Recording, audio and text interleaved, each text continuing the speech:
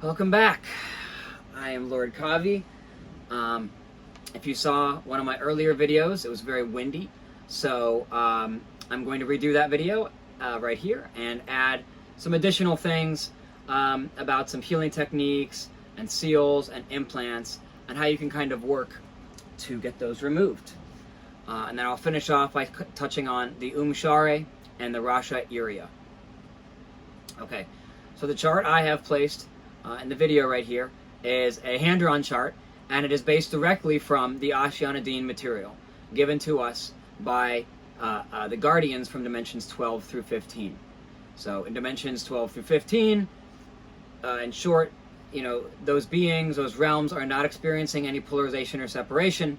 So when they're giving you a chakra chart, it is something you should take very seriously. All right, there's all sorts of chakra charts. Oh, you got 7 chakras.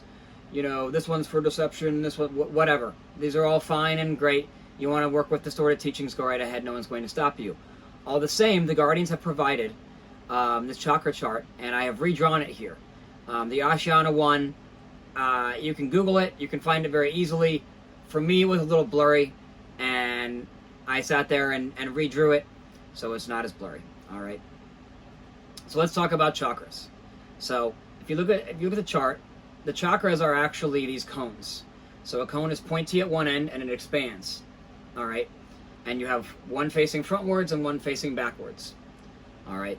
The chart I have is actually a side view of a human. So the ones in the top of your head are a little bit angled and these types of things. But the fact of the matter is, for most of these, you have one facing forward and one facing backward. The first chakra has one, and the 7th chakra also has one as well. Either way, they sit connected on this center tube. The center tube is energetically how energy flows through your system. All right, so if you want to call in, when you're doing your Maharic seal, you're essentially calling in 12D non-polarized light, and then you're putting it through your center tube, and then you're bringing it down in the center of the earth, and then back up to your 11th chakra above your head to form a 12D kind of protection seal around you. Okay, so what's important to remember about these chakras are they are energetic cones, right? They spin both ways to either send or receive energy.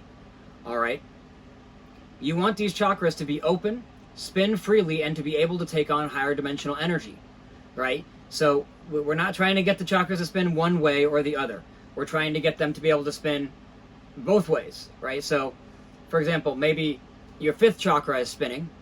If you are talking, your 5th chakra is spinning one way to send energy. Your 5th chakra is for communication, right? So you'd be communicating outwards. If you're listening, it would be spinning the other way. So we want full functioning of all your chakras. We're not trying to be biased towards one direction. When you are doing your Maharic seal, essentially, you're forming a Merkaba, right? So we have a 3-sided pyramid on the bottom, spinning clockwise, and then we have a 3-sided pyramid on the top, spinning counterclockwise. Those come together to make a Merkaba star, okay? Essentially, you are pulling in, via that Merkaba star, you're pulling in 12D non-polarized light into your system. With the Maharic seal, it creates this kind of protection seal around you, which is great, but there's also other things you can do with that large Merkaba, that big Merkaba. Okay? Because it has non-polarized light, you can actually just place it on the chakra energetically within your meditation space and actually heal yourself this way. So what I normally like to do is I like to place it on each one of my chakras. I go through each chakra one by one, and I will do 3 breaths. And when you're breathing in, you're pulling in that higher dimensional energy, and when you're exhaling, you're releasing it.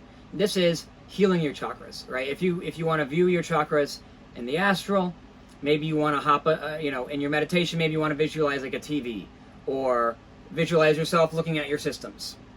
And if those chakras are bumped or bruised or damaged, or maybe they're the wrong shape, maybe they're the wrong color, these are all opportunities for you to hop in, apply that Merkaba, apply some cleansing breaths, and get your Merkaba back in shape. I do this daily when I do my Maharic seal. So after I make the large Merkaba, I just take it through every single chakra, right? And I run through a simple, I'd call it a D1, dimension 1, a chakra clearing, right? Using your Merkaba. I do this daily. The first time you do it, it's going to be night and day, especially if you had damaged chakras. When I first started doing it, my chakras had like a curved lip. Your chakra may be damaged, bruised, the wrong size, wrong shape. They are to be symmetrical when you have a pair of them. So anyway, I would do this daily. After a while, I was doing less and less work to keep them clean. So I was making progress, right? I'd recommend this daily. Another method portrayed from a popular demon hunter on YouTube is basically what they prescribe is in your right hand when you're meditating. Always you're making your ankhs, right, to complete the circuit in your hand, so you have the best meditation experience possible, right? But on your right ankh, right, you have a white sphere, silver white sphere, and on your left ankh, left hand, you have a silver white cube. Your silver white sphere is your trash bin. Your silver white cube is your recharge. So instead of using the Merkabas, you can, on your inhale breath, you can essentially deposit all the junk from those Merkabas, right? And then on your exhale breath, you can recharge from the sphere. So when I do my Maharic seal, I visualize the Merkaba on my chakra, and then I envision the, or I view, or however you want to think of this in a meditative sense, whether you're seeing it literally, astrally with your eyes, right? Or whether you're just viewing it in your mind, it's all the same. It works either way. And your astral vision will grow with time. But when I'm doing my Maharic seal, I literally will just put the Merkaba on that chakra, and then I will tell the chakra, be open, spin freely, take on higher dimensional light. It's great to talk to your chakras. It's great to talk to your cells. It's great to talk to your body systems. And then basically I will, on my inhale breath, I will deposit the trash into my sphere. And on my exhale, I will recharge, right? You don't want to just deposit the trash because then you're going to end up very tired, right? You need to recharge. So anyway, I found those to be popular methods that are helpful to me. In addition, if you look at Ashiana's original chart, I might pull it up here, I might not, it might be a blurry mess, but a simple Google search, basically every single one of her workshops has this chart. All right, the workshops have these PDFs that go along with them. I would search Ashiana Dean, PDF, chakra chart, and I'm sure you'll find 10 different versions, all right? But it's all the same chart, and it's usually photocopied rather blurrily.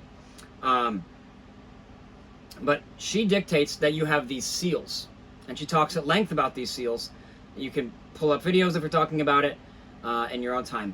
But essentially, these seals, your chakras can all function, yes. But for them to function on full capacity, you're going to have to remove these seals. And these seals, she explains, are put there for your protection. We don't want someone who doesn't have the law of one alignment, the alignment with the infinite natural, the infinite flow of natural organic source, to have access to all of these chakras, right? Before they're ready, essentially. We're not saying you're not allowed to have access to them. Ashiana and the Guardians are saying specifically that access to them prematurely could be hazardous, right? You don't want beings with malintent accessing all their chakras and all their abilities, in a sense, right? So essentially, I would work with your sphere and your cube, your Maharic seal, and your large Merkaba from that Maharic seal to kind of take these seals and remove them, right? And each one of your chakra has a seal. They're basically, if you look at the original Ashiana chart, they're dots on her chart, but they're basically above each chakra, right? And essentially, as you break these seals down, you're going to gain more and more in your astral strength, your astral vision, your clear audience, your clear cognizance, so downloads, your ability to smell things peculiar, your clear touch, right? So you're touching things and maybe you're picking up memory from them. You're going to unlock your clears, right? And this is the process of unlocking your clears.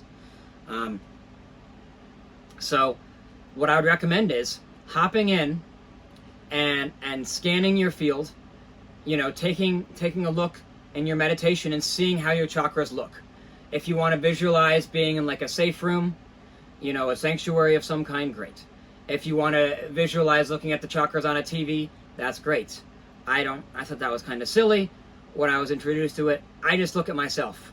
All right. If you want to visualize your higher self standing there, help you with this process, go right ahead. I would use a higher self, not an angel. I wouldn't call in any other beings. I would call in your higher self, because they're you from a different time and place who have naturally more of these chakras unlocked already, so they can help you the easiest and best. Essentially, in addition to your Merkaba and the sphere and the cube, you can also use other astral techniques to break these seals down. All right, you can form kind of an astral sword or an astral sphere, an astral spear, or any other kind of type of weapon that you want to envision, and apply that to these seals to destroy them. You could also you would use astral wind, so making a counterclockwise tornado. So counterclockwise is the direction of ascension, and clockwise is the direction of descension, right? So going into fall, choosing separation. So you can pull up in the astral. You can imagine yourself, you can visualize a massive counterclockwise tornado, and then take that energy and apply it to these seals. You could also use fire, so astral fire could burn them away. I will be very clear. To get rid of these seals, not only are you going to have to hop into the astral and remove them yourself, but in addition to that, you're going to have the frequency to where you're ready to unlock them. So maybe this is the first time doing it. You know, maybe trying to unlock the seal on your, you know, 9th chakra might not work so well. Maybe you start going from chakra 1 and seeing what kind of seals, what kind of tags, what kind of implants there are there, and removing them. All right. And so you have the seals on each chakra, yes, but I want to speak more broadly about what a tag and an implant is. So in an energetic sense, you can have something called a tag, right? So your consciousness is a point of attention based on your beliefs. So if you have a belief of, oh man, you know, chakras are fake, this is nonsense, yeah, you're going to have tags. That is an implant or a tag on you. That belief is preventing you from unlocking your chakra. All right. You can also have a belief of, oh, like, you know, I'm good with this, but I'm bad with that, and I'll never unlock it by myself. That's an implant. You could maybe have a belief of, oh, maybe I was in the secret space program and they did something to this chakra and I'll never be able to unlock it. That's an implant, right? And all that is a belief you have that is preventing you from accessing your chakra. And what you can simply do is go into your meditation, apply your sphere and your cube, apply astral wind, spinning counterclockwise only. You know, you could apply astral fire. You could also build an energetic weapon in the astral and apply this to those seals. But again, you're going to have the frequency and the will to unlock it. So you could call on your higher selves and be like, hey, you know, what's blocking me from getting here? And then maybe, you know, your higher self kind of gives you a hint, or you get a download, or you get a notion in your mind that, oh, you know, in the back of my mind, I don't really believe this fully. Well, that's an implant. All right, this information is brought to you by the guardians from dimensions 12 through 15D. They don't experience no separation. There's no polarization up there. They're not lying to you. If you're not ready for the information, good riddance. But the information is not incorrect.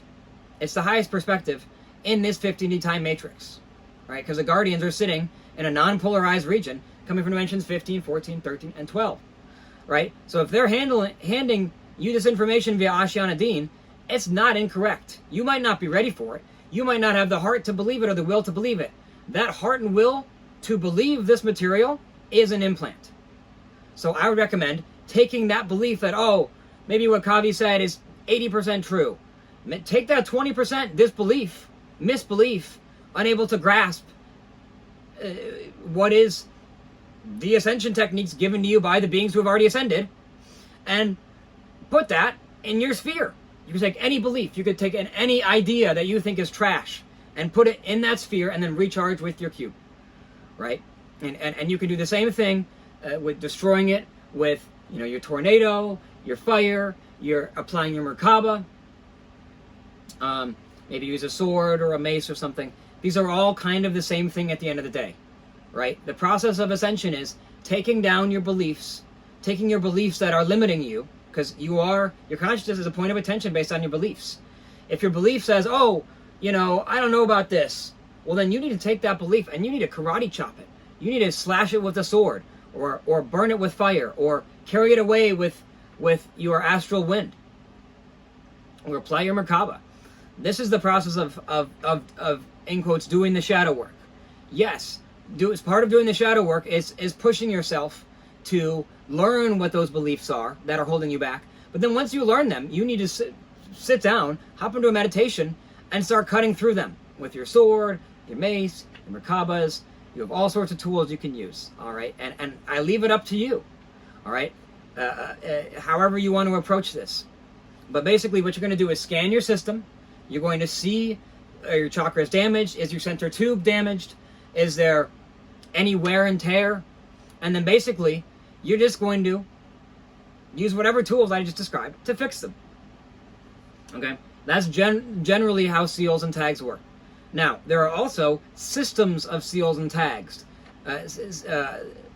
Seals, tags, and implants placed on our systems in a more biologic sense from the Anunnaki. So humans were, you know, humans is a general word, but beings here on Earth 606 essentially at one point were kind of bred by the Anunnaki to mine gold. And there's all sorts of details about the Enki and Enlil saga. You can go research that somewhere else. Ashana describes it the best by far. All the same, there were seals built into your system to keep you enslaved, to keep you firing from chakras 1 and 2, but not your third. So the majority of the population has 2.5 chakras online, and the chakras correspond to your DNA strands. So for every chakra, 1 through 12, you have a DNA strand, right? And it's your job to kind of go in and unlock those if you're looking to ascend. But essentially, most of the population is firing on 2.5 DNA strands, maybe 3 because they're in 3D. And then as you ascend, you're going to get more and more of these strands unlocking, right? And that coincides with you unlocking the seals on each one of your chakras. But let me get back to what I was saying about the Anunnaki. So there are these Anunnaki tags and implants placed on you. You could do a quick Google search. I might post it in the video, I might not. Indigo Angel's new book, Indigo Angel 222, on YouTube, has a great book about grid work, but she also has the diagrams for where all the seals are. Okay? There's Jehovian seals called J seals. Ashana Dean speaks about this at length. There's also like these crucifixion seals, and that's kind of like an implant for like a worship gene to get you to kind of get stuck in these religions, to relead yourself to a shittier timeline, so you know these fallen beings can loose you, right? So I would do a scan. I would sense for any type of seal, and I would go ahead and remove it. And I don't think you're going to get them all in one session. I wouldn't expect you to. I expect it takes days and weeks to kind of, you know, of daily, you know, breaking these seals down to get rid of them. You can also work with a specialist. There are people who can see these seals better than you can. There are people, I would work with someone who's aligned with the law of one. The list of people, the list of healers who are aligned with the law of one is very, very, very slim. I have worked with both Indigo Angel and Soul-Based Life. Her name is Becca. Both these women are very skilled at this type of thing. So if you're having trouble, they can hop in and provide some clarity. But again, the legwork is to be done by you. When I had my session with Indigo Angel recently, and I asked her about a seal or a tag I thought I had, you know what she told me? Basically, she said, you think you have a seal there, and really, that belief is what's blocking you. There's not some, you know, some people have these tags that prevent them from doing certain things. You don't really even have that, because I had already worked at taking those seals off, and I was under the impression I'd taken them off. She said, hey, you have a belief that it's not working, and that's literally causing it not to work. And then I went in and said some words. Indigo also said some words too, and we were able to clear it. But really, did I even need Indigo to tell me that? No, I didn't.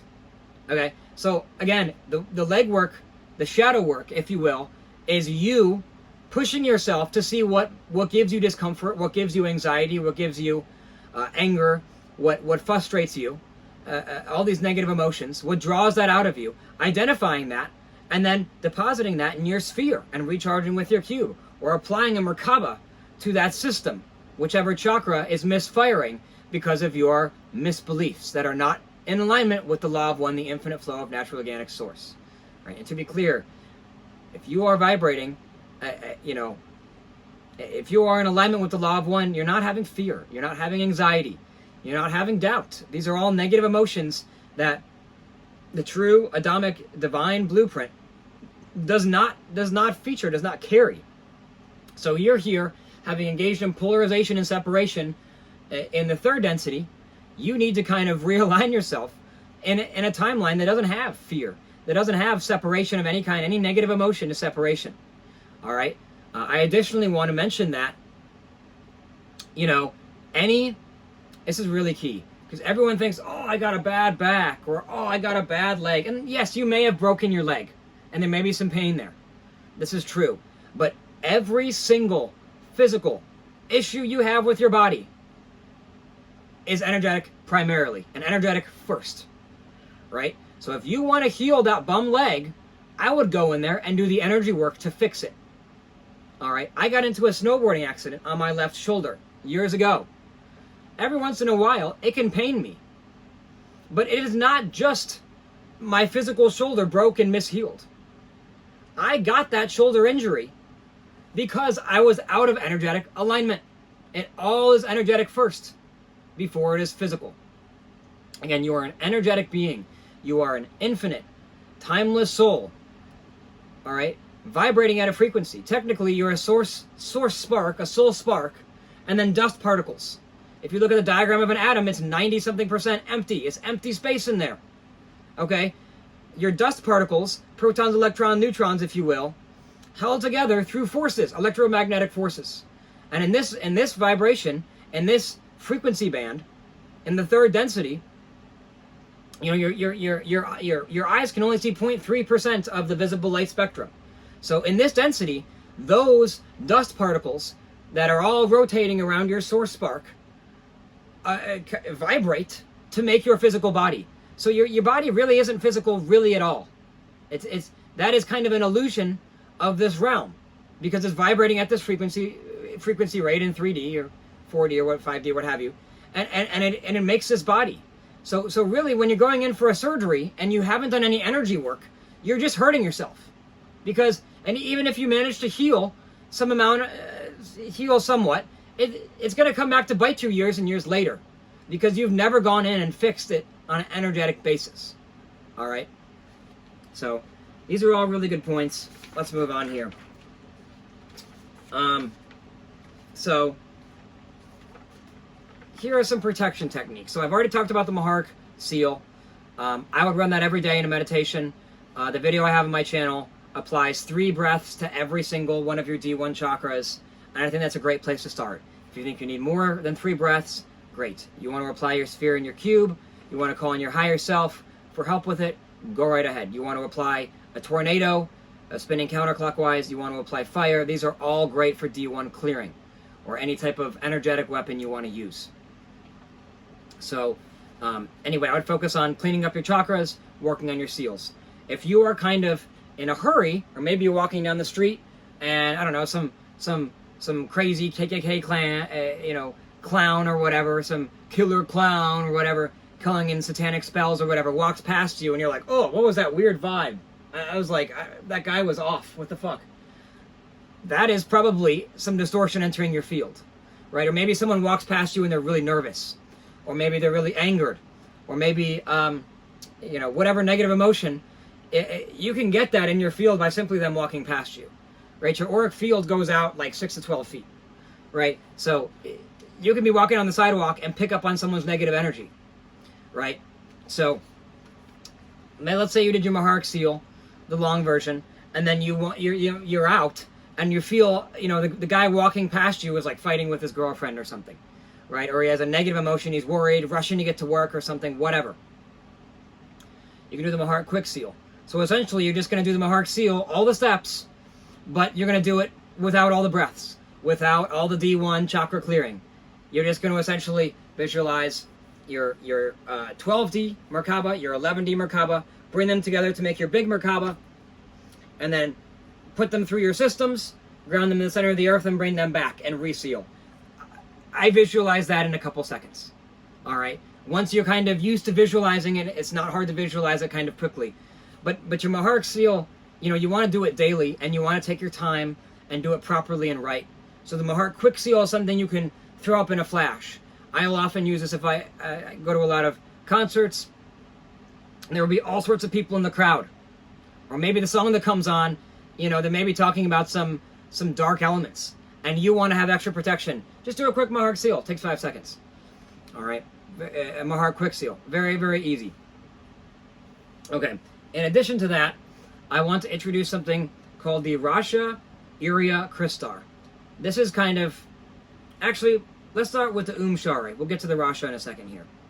So the Sharae is essentially a mantra, and it was given to us by the Guardians. And essentially, according to Ashiana Dean, this was chanted, basically, so when you talk about the Tower of Babel and how it came down, essentially, we had beings walking counterclockwise around this Tower of Babel, chanting a phrase. And they did it for 7 days, and it brought down the Tower of Babel. Okay? And according to Ashiana, if this mantra was chanted during the 9/11 attacks, right, if you were on the plane that was going to crash into the towers or whatever, it wouldn't have landed the plane, it wouldn't have killed the hijackers, but it would have immobilized the hijackers. So it's not an offensive spell or anything like that. We're not calling in attack spells on people. That's nonsense. Don't do that. That's dark magic and weird killer clown shit you don't want to do. Okay, but essentially the Sharae is essentially an immobilizing spell, not a spell, an immobilizing mantra that you can kind of use to protect yourself. So if there's a being kind of in your field fucking with you, you can kind of chant Sharae Ure Acum Tan, and I'll spell that here for you in a second. And essentially, that's going to kind of render them defenseless, right? It may not freeze them in place, right? But it has actually very strong effects. I've had situations where people were getting attacked, and or people were losing confidence, or people were freaking out, and I would just chant it in my head to myself, even while I was talking to them, and they'd all of a sudden kind of start gaining their confidence back. It's very, very, you know, it's a gift from the Guardians, and I you know, it doesn't harm anyone, it can never hurt anyone, it's not dangerous to anyone, so it's a real positive thing you can use in the moment. Maybe you're talking to someone and they start, you know, throwing their anxiety out on you. Oh my God, I have all these problems, and dribbling their anxieties out on you. You can start chanting the Sharae in your head. Perhaps that will be fixed. Perhaps they will decide to leave. Perhaps you will decide to leave, right? These are all neutral, passive ways that you can kind of escape the situation, all right? Okay, so the Sharae it's spelled, is U-M, and then Sharae is S-H-A-R-A-E, and the third A is capital, so Sharae, Ure, U-R-E, Acum, A-C-U-M, and then Tan, T-A-N. Sharae, Ure, Acum, Tan, all right? And essentially, it's been very helpful to me. It's a lot of times it's saying Sharae Ure Acum Tan, right? A lot of people sing it like that. You can sing it however you want. I've had fun with trying to sing it on different solfeggio frequencies, so each one of your chakras aligns to a solfeggio frequency, and you can essentially look those up, and you can. I have some tuning forks here, so this is your heart, is a green heart, and it's what, 136.1 hertz, right? Make sure you're getting the solfeggio frequencies, right? And they're all in hertz, and you can go through and sing the Sharae at the pitch of whichever chakra you want to heal. It's a great idea. It's worked for me. It's been very helpful when I'm doing chakra clearing as well. Okay. Also, tuning forks are pretty solid. If you want to, essentially, you know, you hit your tuning fork and you were to put it this is for the heart, the frequency of your heart, because 136.1 hertz, and I bought a whole set. Make sure you buy the solfeggio ones, but you could just tap it, put it on your heart, and actually you're rebalancing your chakra in a literal sense, right? That doesn't mean it necessarily breaks the seal down, right? It's not going to do all your shadow work for you, but these are a really good tool if you're feeling unbalanced on maybe your third chakra, which is authority. Maybe your boss is being a dick and you want to just go cuss him out, and then you're like, hey, I don't need to carry this negative emotion with me. You can simply hit the tuning fork, put it on your third chakra, maybe sing that pitch with your Sharae Ure Acum Tan, and then maybe do some chakra clearing with your Merkaba or your sphere and your cube. These are all easy things you can do to get yourself out of a negative emotion bind, which is essentially bringing you down. Okay? And then finally, if you're going to do like astral travel and you want something a little, really, a fallen being cannot enter your field if your field is running, non-polarized light. So your Mahark seal is enough. But if you want some additional protection, I'm going to put the picture up right now. Essentially, you can use what's called the Rasha Eria Krystar. And essentially, the steps for this are really easy. It's a mantra, and I'm going to spell it out for you. So it's Rasha, R-A-S-H-A, Eria, E-R-I-A, and then Krystar is K-R-Y-S-T-A-R. And basically, you're going to inhale, speak the words Rasha Eria Krystar, and then exhale and say, surround me now. Okay? So it's very simple, and you're going to want to visualize the geometry on the screen. All right? And again, you don't need to be able to see that geometry at all times.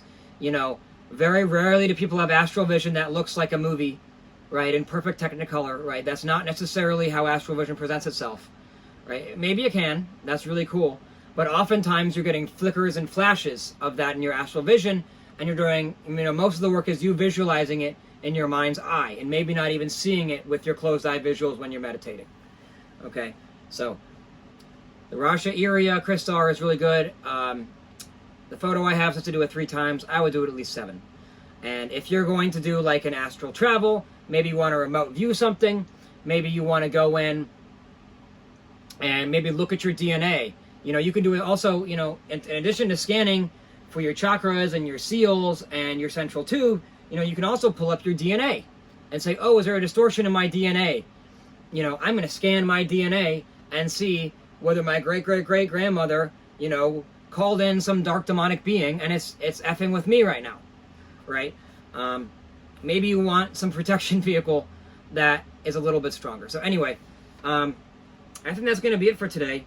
But basically what we covered is the Mahark seal, how to use D1 clearing to remove seals, to remove implants. Again, these seals and implants are a lot of times beliefs. A lot of times you will carry a belief which you could define as an energetic implant that, oh, I can't do this, or oh, I have this problem, or oh, I have to get this job to do this. That's just a belief. And if it's limiting you, it's an implant. Okay? So you want to remove that with your Merkaba, your large Merkaba star, from your Mahark seal. You can use a counterclockwise tornado. You can use fire.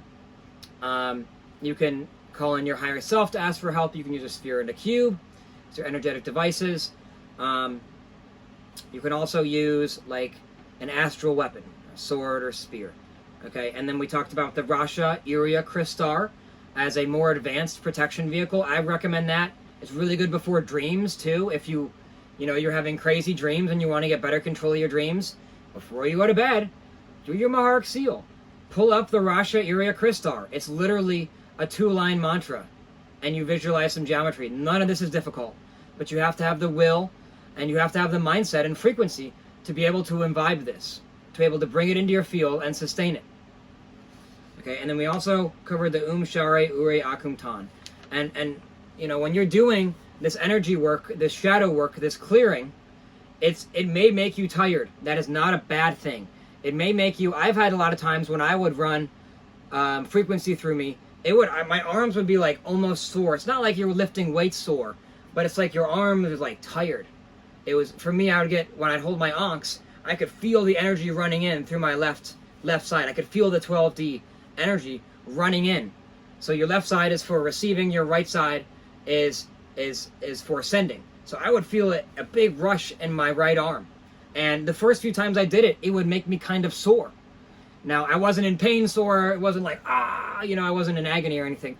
But expect soreness. Expect getting tired. Because you are essentially putting a ton of energy through your system that you have never put through your system before. So yeah, those are some tips and tricks. If you have any feedback, I'd love to hear it. I am going to mention that I do session work. Lord KAVi the Purifier. KAVi is KAVi at gmail.com is how you can reach me if you're interested. I also wanted to mention a Telegram group. I didn't start it or anything, but it was a group I found my way into, and there's some really good people there, and they're all very interested in ascension, clearing and sharing of ideas and growing together. And it is called the Gaian Ascension Coalition. The link for that Telegram group is in the description. All right. So I think that's all I have for today. Peace, love, and sovereignty.